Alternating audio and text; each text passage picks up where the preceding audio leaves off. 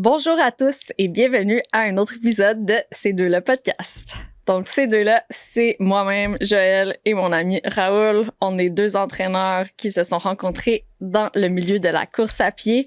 On vous présente un balado sur les modes de vie actifs et tout ce qui entoure, dans le fond, l'activité physique. On parle souvent de course, mais on englobe toutes sortes de choses, parfois avec des invités et parfois juste nous deux. Aujourd'hui, on vous présente un épisode en duo. Et on va vous parler des différentes intensités à l'entraînement.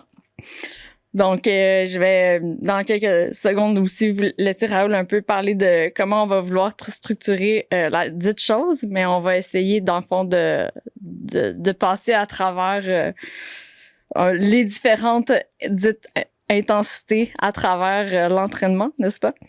Oui, exactement. Merci, Joël. Puis, ouais, c'est ça, on va y aller, tu sais, du bas vers le haut. Mm-hmm. Fait qu'on va commencer à qu'est-ce qu'on considère comme étant comme on dirait une activité physique ou un entraînement qui peut être considéré comme un entraînement, mais à comme basse intensité, même je dirais quasiment peut-être plus bas que basse intensité là, dans notre tête. Là.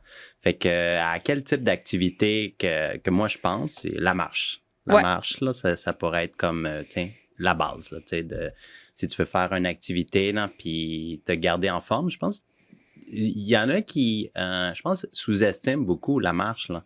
La marche, là, c'est bien, là. C'est absolument, non, c'est justement dans le domaine de l'activité physique puis de la santé publique même, c'est la chose qu'on veut que tout le monde fasse. L'humain, on est bipède, on est conçu pour se déplacer en marchant. Puis oui, il y a plein de données là, en lien avec les bienfaits de la marche. C'est une activité comme tellement simple, mais qui est ultra accessible. C'est utile pour se déplacer, mais ouais, comme même pour la santé mentale, puis juste comme ça peut faire du bien. Puis c'est même si c'est un moment où on n'a pas l'impression d'être en entraînement, c'est quand même une activité physique qui augmente le besoin en énergie par rapport au métabolisme de base. Puis ça fait quand même travailler un petit peu les différentes parties du corps. L'ensemble du corps est en mouvement. Le cœur doit battre un petit peu plus fort. Fait que pour toutes ces raisons-là, la marche, c'est vraiment une bonne activité. C'est une qui, justement, on peut très bien la contrôler, aller à justement un rythme dit confortable. Il y a quand même possibilité, je pense, aussi d'aller un tout petit peu au-delà de notre première zone facile d'entraînement avec la marche, si on se met comme en tête qu'on veut se déplacer rapidement. D'ailleurs, la marche olympique, ça existe. Ça veut dire qu'il est possible de rendre ça même très intense si on veut. Mais ouais, marcher, mettons, 10 000 pas par jour, tout ça, c'est souvent aussi utilisé comme quoi pour être sûr de maintenir un niveau d'activité physique ou être sûr d'avoir une journée active, dans le fond, à chaque moment de la semaine. Là. Une situation souvent que je remarque là, où les gens, je pense, sous-estiment la marche, là, c'est quand ils partent en vacances. Ah oui. Des fois, ils partent en vacances, là, comme au gym, là, les membres de mon gym. Puis 2 semaines après, ils reviennent puis ils me disent j'ai rien fait là, pendant 2 semaines. Je dis t'as rien fait? Puis là, je pose d'autres questions. Je dis, j'ai rien fait, mais on a visité la ville. On marchait faisait comme 40 kilomètres par jour à comme visiter la ville avec un pack-sac. Tu sais, je dis, ben, t'as peut-être même bougé plus que tu bouges dans une semaine régulière, là, tu sais, même si ton activité, c'était la marche, là. C'est pas à sous-estimer, là, je pense. Je suis 100% d'accord. Moi, suivant ton exemple, quand j'ai des fois des événements sportifs ou des marathons dans d'autres villes où justement comme t'arrives un peu d'avance puis je veux visiter tout ça, c'est arrivé plusieurs fois que je me suis rendu compte que j'étais peut-être partie sur ma course un peu sous fatigue parce que la veille, justement, j'ai marché genre 20 000 pas ou 30 000 pas parce que j'ai voulu aller voir différentes choses dans la ville, tout ça. Fait que puis veux pas, même si c'était pas un entraînement, ça crée quand même une certaine fatigue, là. C'est pas vrai que c'est ça compte pas. Ça a un impact, puis tu sais, justement, quand tu dis, c'est quand même une forme d'activité physique. Moi, une des personnes que je peux nommer en exemple qui probablement reste presque tout le temps dans cette zone d'entraînement ou d'activité qui est assez de base ou dans les plus faibles, c'est ma mère. Puis ma mère est une personne extrêmement active. Donc, on parle de justement plusieurs heures de marche à tous les jours, des déplacements en vélo. Mais elle le dit elle-même, là, elle se déplace pas très vite. Mettons, c'est beaucoup des déplacements en ville, fait qu'autour de 17-18 km/h. Elle a aucun objectif de performance, elle a aucune envie de se sentir épuisée, mais elle est tout le temps en action. Et puis, ça correspond à son mode de vie. Puis, à cause de ça, elle est en extrêmement bonne santé physique. Elle peut faire tout ce qu'elle veut. Elle fait des randonnées, des vélos camping, etc. Mais justement, elle s'est toujours... elle s'est jamais entraînée. Elle a toujours vécu une vie dans une zone d'intensité assez faible. Et ça fonctionne. Puis si on continue dans notre échelle d'intensité, puis on monte à un niveau d'intensité un petit peu plus élevé là, que la marche, là, quel exemple te vient en tête? C'est encore avec la bipédie, on peut penser au jogging. Puis là, après ça, là, ça pourrait être intéressant de spécifier. Je pense que comme pour différentes personnes, le terme jogging, ça peut vouloir dire différentes choses. Pour moi, le jogging, c'est comme le stade avant la course. Pour moi, c'est justement, c'est trotter, c'est ça, c'est une étape qu'on pourrait dire juste avant de sentir que, OK, là, je vais genre essayer de courir. Pour moi, la course, c'est un petit peu plus avec un peu plus d'intention. Fait que, tu sais, le jogging est pas la même vitesse pour tout le monde, mais pour moi, c'est une intensité qui est très modérée. Fait que ce qu'on pourrait appeler aussi, on entend beaucoup le terme zone 2. Fait que tantôt, je pense, avec la marche, tout ça, on était plus dans la première zone 1. Puis là, on commence à avoir un petit peu plus de demandes au niveau cardiovasculaire, au niveau musculaire. Donc, on commence à avoir un petit peu plus d'adaptation là, reliée justement aux capacités oxydatives des cellules, tout ça. Fait que pour moi, c'est le jogging, c'est un bon exemple d'activité pour ça. Parfait. Puis si on continue à monter là, dans l'intensité, là, on est rendu à zone 3, non? Ouais, zone 3, mais justement, là, on commence pour moi, là, si on continue avec les activités de bipédie, la course. Fait que je suis pas encore en train de courir au maximum de mes capacités, mais là, comme zone 3, on dirait que là, pour moi, je sens la différence entre jogging, c'est relax, il y a de la détente dans l'effort. Aussitôt que j'arrive comme que je veux courir ou une zone 3, il y a comme un tonus supplémentaire qui est demandé, un petit peu plus d'accent sur, c'est ça, le diminuer le temps de contact au sol. Fait que ça a fait augmenter la vitesse, mais ça fait augmenter l'intensité aussi, là. Est-ce que en montant dans notre échelle d'intensité, est-ce que notre temps d'entraînement va aussi varier ou temps d'entraînement recommandé, je dirais? En principe, oui, parce que c'est ça, là, comme nos premières zones 1 et 2, là, c'est comme normalement des zones qu'on peut vraiment tenir comme, j'ai envie de dire, quasiment à l'infini. Tandis que, ouais, c'est ça, quand on franchit un petit peu le premier palier aérobique et que là, on peut plus juste dépendre de l'oxygène comme carburant pour créer de l'énergie, là, ça veut dire qu'il va y avoir une limite au niveau de la durée, en fait, pour maintenir... j'ai envie de dire, il va y avoir une limite pour... tu sais, c'est ça, pour maintenir comme, mettons, une vitesse X, mais ça se peut que tu restes quand même assez longtemps dans une zone 3, mais que ta vitesse diminue, mais quand même ton corps si tu essaies de continuer à pousser, ben c'est ça, il va même si ta vitesse diminue, tu peux être encore dans cette zone-là orange quand même une certaine durée, là, dépendamment si tu prends des glucides, des choses comme ça. Mais à partir de cette zone-là, si tu veux maintenir, c'est sûr qu'il va te falloir des substrats autres que l'oxygène. Donc là, on est tombé dans des demandes glucidiques.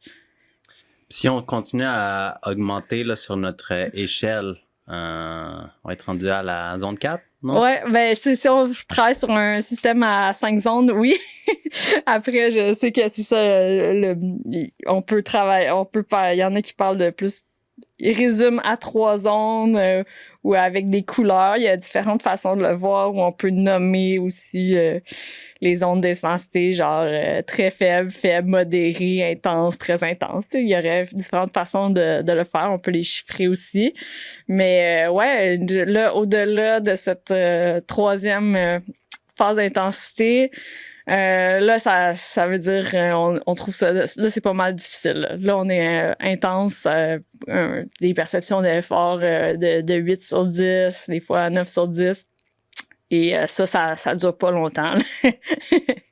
Mais ouais, il y a encore une fois, là, si on prend l'exemple de la course, ben là, on va être pas mal à notre vitesse aérobie maximale, par exemple. Peut-être comme direct dedans, là. Quelque chose comme ça. Fait que ça...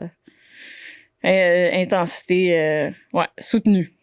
Mais je trouve ça intéressant que tu dis qu'il peut y avoir comme... où il y a plusieurs classifications là, de l'intensité. Là. Puis moi, souvent, j'aime bien, comme le plus simple. Puis au fait, j'aime bien qu'est-ce que tu viens juste de mentionner, 3 zones. Yeah. Comme j'aime ça, comme on va dire la zone de marche, la zone 2 après ça, ouais. qui est comme notre zone un petit peu. Puis la zone 3, là, qui serait comme notre zone haute intensité. Exact, ouais. Fait que ça, je trouve ça bien. C'est facile pour moi de comprendre. Puis, je suis capable d'identifier, facilement pour moi, je suis dans quelle zone. Puis aussi, le communiquer à quelqu'un qui voudrait l'être. Après ça, ce serait quoi l'avantage d'utiliser, on dirait, être comme plus spécifique, là, ou utiliser plus de paliers que ça, là? Ah, l'avantage, mon Dieu, encore une fois, mettons, dans mon domaine, dans une prescription là, d'entraînement par intervalle ou pour quelqu'un, c'est justement comme quand on va vouloir travailler sur différents aspects physiologiques, des fois, on va comme spécifier où dans la portion difficile on veut que la personne soit, parce qu'il y a comme finalement il y a un petit spectre. Puis même chose que on veut faire alterner entre la récupération active puis des zones d'intensité, il faut spécifier un petit peu plus parfois là, qu'est-ce qu'on veut. On veut être où dans la section facile, comme très, très, très facile, ou genre, il faut quand même que tu restes un petit peu essoufflé avant de repartir. Donc, à cause de ça, on voudrait avoir peut-être plus de zones pour être un petit peu plus spécifique. Mais sinon, moi aussi, pour beaucoup de gens, je pense que avoir 3 zones d'intensité, ça veut dire les classifier, mettons, avec facile, modéré, difficile. Fait que puis même par exemple pour des coureurs ou des gens qui s'entraînent, des gens qui débutent, qui ont aucune notion de vitesse, de ces zones-là, tout ça. Quand je vais faire des prescriptions, des premiers intervalles, je vais souvent utiliser des termes comme justement soutenu, difficile, puis facile parce que je sais qu'ils savent pas c'est quoi leur vitesse, ils savent pas comme c'est quoi leur vitesse aérobie maximale. Fait que je suis comme tout le monde a sa propre perception de c'est quoi quelque chose de facile, de modéré, puis de difficile. Fait que je veux juste que tu sois dans cette pensée-là. Fait que est-ce que tu as trouvé ça difficile faire ton 2 minutes? Oui, ben c'est bon, t'étais dans la bonne zone. Est-ce que c'était facile? Ah bon, ben t'aurais pu essayer d'aller un peu plus vite la prochaine fois. That's it. Ouais, j'aime ça. Puis au fait, moi-même, tiens, dans mes entraînements personnels, là, j'utilise beaucoup ça, là. C'est ce type de classification, là. Puis je trouve que ça fonctionne très bien. Puis comme tu dis, avec des gens qui n'ont pas nécessairement de point de repère, là. Des fois, ça arrive, là. On va avoir des personnes que, tu sais, puis tu sais, là, on parle de course à pied, là, mais moi, je le vois souvent comme à l'entraînement, là. Quelqu'un qui, tiens, on utilise des charges, puis elle a jamais fait ce mouvement-là. On ne sait pas c'est quoi comme la charge maximale. Exact, ouais. Fait qu'il faut y aller avec le ressenti. Puis c'est ça, comme tu dis, comme léger, modéré, puis difficile. Là, c'est très facile à classifier. Puis, tu sais, pour nous, comme c'est très facile à voir quelqu'un... fais quelques répétitions au cours, tu sais, 1 minute, je vais te dire tout de suite là, si c'était facile ou c'était difficile, on va le voir, là, tu sais, c'est comme c'est visible. Oui, t'as plein d'indices, puis je trouve ça important aussi que les gens comme gardent en tête que ces zones-là vont vraiment pas être les mêmes d'une personne à l'autre. Fait que c'est ça, quelque chose qui est très facile pour quelqu'un peut être très difficile pour une autre personne. Puis pour une même personne, quand tu te mets à t'entraîner de façon un petit peu plus rigoureuse, ben ces zones-là, ils vont se décaler aussi, puis ils vont bouger, ils vont pas rester les mêmes tout le temps. Fait que ça, c'est un point intéressant des fois. C'est une façon de noter une amélioration suite à s'être entraîné pendant un bout de temps. Ah, OK, regarde, la zone que je trouvais difficile ou modérée avant, ben maintenant, je la classifie comme facile. Fait que ça, sans avoir besoin de faire un million de tests, notre perception d'habitude est assez valide, je trouve. Puis je trouve ça intéressant que tu aies amené aussi le point, justement, l'exemple de la musculation, parce que je voulais parler de zones d'intensité en entraînement. Puis impossible que je ramène pas tout le temps ça à la course à pied parce que ça fait partie de mes connaissances et de mon bagage. Mais oui, je trouve que ça s'applique à tout, là. Ça veut dire comme en musculation aussi, tu peux travailler en différentes intensités. Donc, tu peux avoir des séances de renforcement qui sont plutôt faciles. Fait que, tu sais, on va dire la première zone comme où comme tu finis ta séance puis ou tes exercices, puis comme tu sais, t'as pas eu de moment où t'as vécu de la fatigue musculaire ou que c'était vraiment difficile. Un exemple d'entraînement, mais qui est quand même un entraînement puis qui va avoir cet effet-là, c'est souvent des entraînements un petit peu axés sur la mobilité articulaire. Des fois, tu peux entraîner ta mobilité, ta flexibilité, donc faire des mouvements, des exercices, travailler sur des amplitudes, répéter des amplitudes. Tu peux les charger, pas les charger.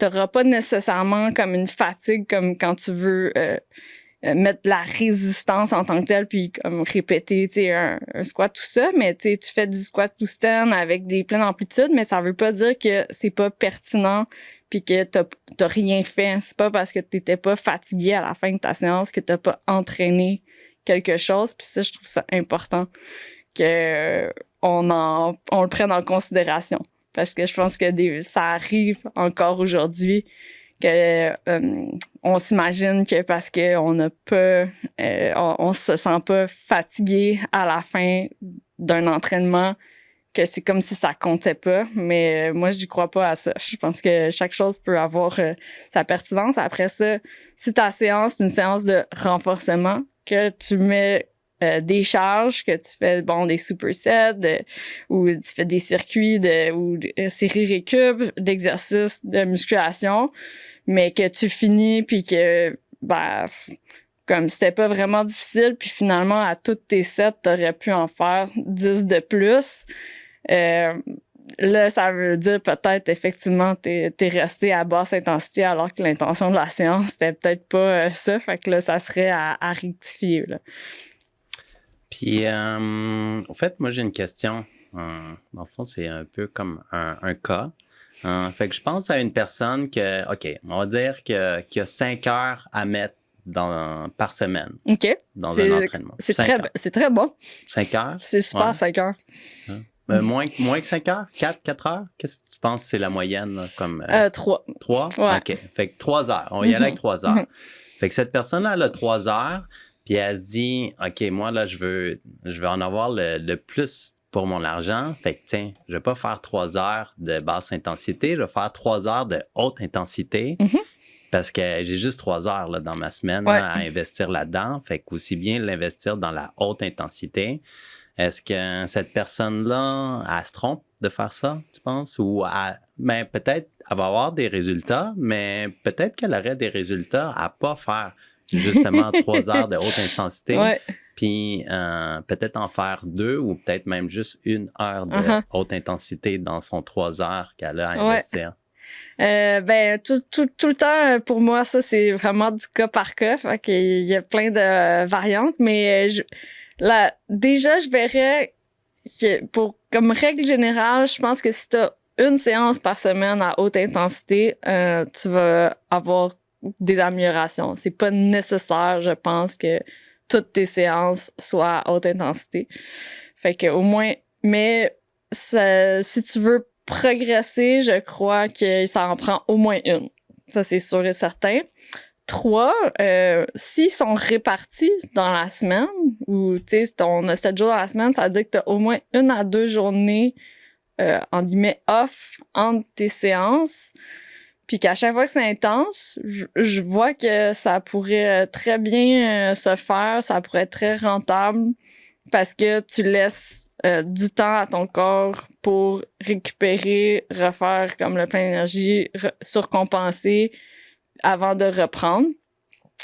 Si t'es, à cause de ton horaire, t'es pogné pour faire 3 jours collés, là, j'aurais tendance à... c'est ça, dépendamment à qui j'ai affaire, là, à quelqu'un d'un petit peu plus, entre guillemets, débutant en entraînement, je garderais, c'est ça, une séance là-dedans qui est intense, puis peut-être 2 plus modérées. Comme ça, même si tu te réentraînes après ta séance intense, ben là, tu rechoques pas trop le corps, ou peut-être ça va être intense, relax, intense, si ça va être 3 jours collés. Fait que ça serait il y aurait les 3 options seraient vraies, soit une journée de haute intensité, 2 journées ou 3, dépendamment, sont répartis comment dans la semaine. Intéressant. Puis après ça, ben, fait que là, on a différentes intensités possibles pour les activités cardiovasculaires comme la course. Il y a différentes intensités possibles pour les activités plus de renforcement. Puis c'est ça, pour moi, après... Encore une fois, ça peut être varié, ce qu'on appellerait un entraînement intense en renforcement musculaire. Je vois que les trucs un petit peu plus HIIT ou CrossFit ou bien ce qui se rapproche au Hyrox, pour moi, c'est quand même de la haute intensité à cause que justement, tu vas pas mal pousser au maximum sur tes différentes épreuves où tu vas faire beaucoup de répétitions, ça va être très fatigant pour le système au complet, tu vas te sentir vidé après. Une autre chose qui, pour moi, peut être considérée comme de la haute intensité, c'est un entraînement en force maximale ou en puissance. Celui-là, tu vas pas te sentir fatigué comme une séance de HIIT ou de CrossFit, mais ton système nerveux, lui, il va être fatigué, puis lui, il a besoin de récupération. Fait que ça, c'est comme, pour moi, des exemples de séances de renforcement qui seraient dans la catégorie comme très difficile, puis qui demanderaient justement un petit peu plus de récupération ou d'activité plus modérée après pour pouvoir refaire. Puis voilà, après ça, il y aurait peut-être le in-between. Je disais, bon, les séances les plus faciles, des séances plus axées comme sur la mobilité, faire des mouvements contrôlés qui sont pas trop demandants sur le système, mais qui ont leur pertinence. Dans le milieu, tu aurais peut-être des types de renforcement un peu plus en endurance musculaire ou en en hypertrophie, malgré que l'hypertrophie, ça peut tomber dans le très intense selon comment tu le fais. Si t'es en phase de bodybuilding puis que tu t'en vas à échec musculaire à la fin de tes sets, ça peut être très, très, très intense aussi, là. Bon, ben, je pense qu'on a fait le tour de la question, cette question-là. Quand même, oui, c'est ça. Je pense qu'on a passé pas mal les différentes intensités. Je pense que le dernier petit truc qu'on voulait peut-être juste clarifier, c'est que ils ont vraiment tous leur pertinence, ces différentes intensités-là à l'entraînement. Et puis, c'est probablement un des modèles les plus accepté puis qui a fait ses preuves, c'est ce qui dit l'entraînement polarisé. Fait que justement, qui a vraiment qui englobe l'ensemble des intensités. Puis même, normalement, plus on veut en faire beaucoup, on veut bouger beaucoup, on veut s'entraîner beaucoup dans notre semaine, c'est sûr que le pourcentage en basse intensité va être beaucoup plus grand. Fait que, tu sais, souvent, t'entends le 80-20, qui serait 80% de ton volume d'entraînement, par exemple, hebdomadaire, si on prend une semaine, serait fait à plus basse intensité. Puis alors qu'il te reste un 20% pour faire ta haute intensité. Fait que ça peut être aussi quelque chose à garder en tête. Donc, plus on veut en faire beaucoup dans la semaine, c'est normal de passer beaucoup, beaucoup plus de temps à basse intensité. Voilà. Super. Merci beaucoup, Joël. Fait plaisir. À la prochaine. Bye.